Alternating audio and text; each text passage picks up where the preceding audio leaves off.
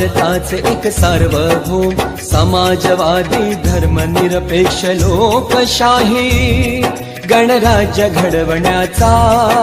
व त्याच्या सर्व नागरिकास सामाजिक आर्थिक व राजनैतिक न्याय विचार अभिव्यक्ती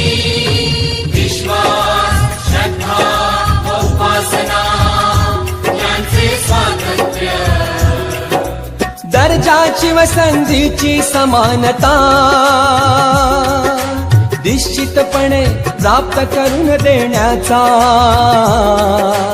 आणि त्या सर्वांमध्ये व्यक्तीची प्रतिष्ठा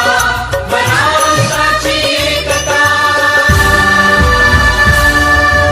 आणि एकात्मता यांचे आश्वासन देणारी बंधुता प्रवर्धित करण्याचा